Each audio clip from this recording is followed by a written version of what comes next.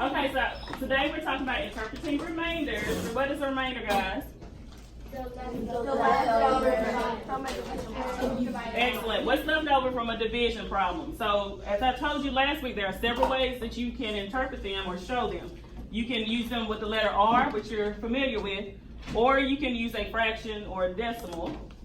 And you'll also see that you can drop it, not use it at all. So let's look at the PowerPoint in our first example. The 7th, 5th grade teachers decided to give their students a pizza party on the last day of school to celebrate their graduation. The teachers ordered 52 pizzas to split evenly among their classes. How much pizza will each teacher receive for their class? So right now I want you to figure out what operation, pretty obvious what we're doing.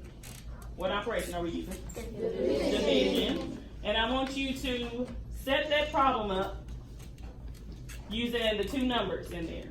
And then we need to label the dividend, divisor, quotient, and remainder. So go ahead and set that up.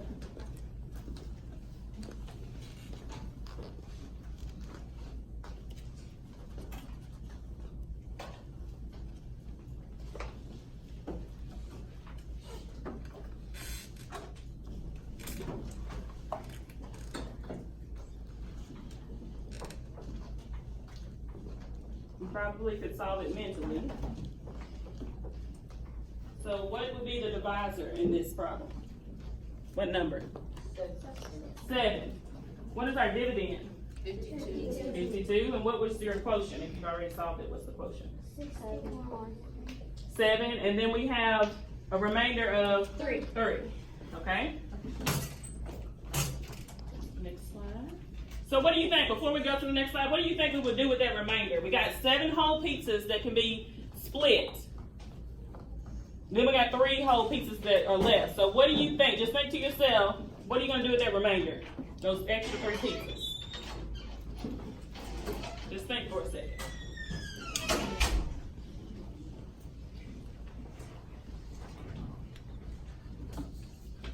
All right, turn and talk to your shoulder partner. If you're in a group of 3, just discuss in your group of 3 what that remainder means and what can we do with it. Go ahead now.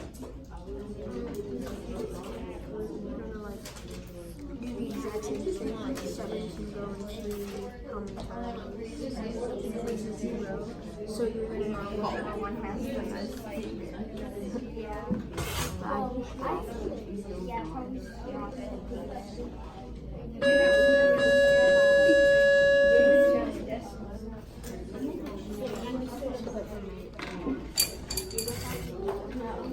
All right, let's pull back together. I heard some great conversations. I heard some of you say that we could not use it at all. Just do away with it. Some of you said we could take those 3 whole pizzas and divide it up among the 3, like half it, and give it out to the 5th grade teachers. So all of you are correct, because that's the way you can interpret your remainder. You can do all those things with your remainder. We already done that. So here are the things you need to list.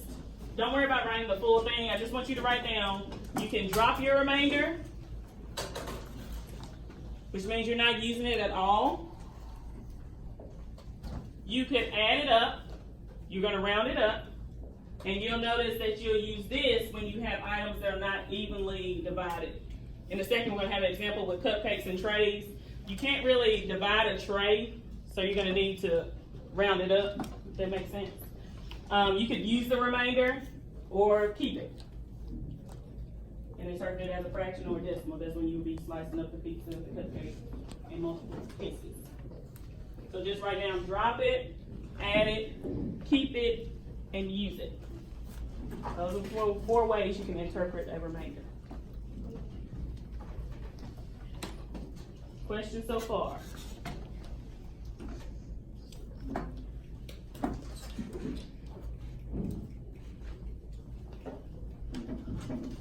And you don't have to write all the words, just write drop, add, use, and keep.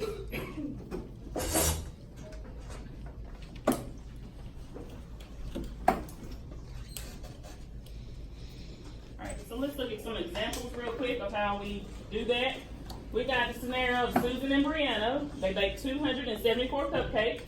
they brought the cupcakes to school for their friends in cupcake trays, and if each tray holds 4 cupcakes, how many cupcake trays will they need to bring all the cupcakes to school? So we're going to use the same scenario for every example, so I won't read it to you every time. I read it to you once. So, how many trays are we going to need? Go ahead and divide that up. What numbers are we going to use? 2 and 4. And we are dividing, we know that. Because it says how many cupcake trays will they need.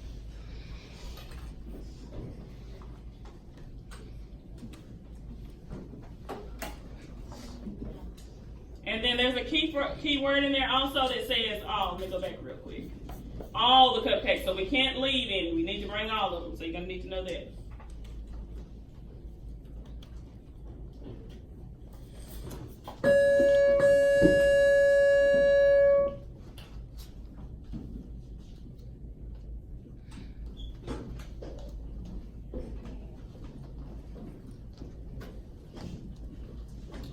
Everyone have time to solve for their quotient? What'd you get? 68 remainder 2. All right.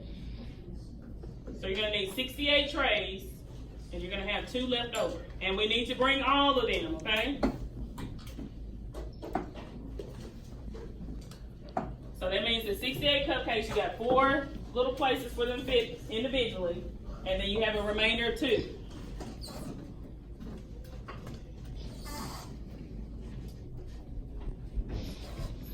So in this case, we're going to add the remainder, because you can't really pretend it's like a plastic tray for you, and you can't really, you could, but I mean, why would you want to scissor or saw that apart?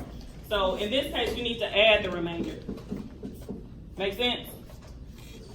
So even though you're going to have 2 empty spots, it's going to be partially filled, you still need it in order to bring all the cupcakes to school. Make sense? So how many trays in all will you need? You got 68 whole and then 2 left over. So how many will you need? 69. You're going to have to add 1 more tray. So 68. You need 1 more tray, even though it's partially filled, and you're going to add that remainder to it.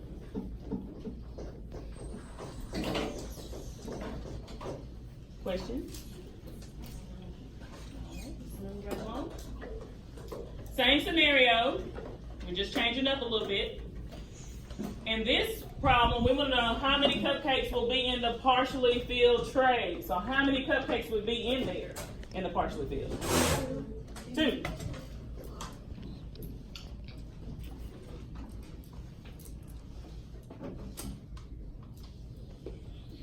And in this case, we use it. So there are 2 cupcakes in the partially filled tray.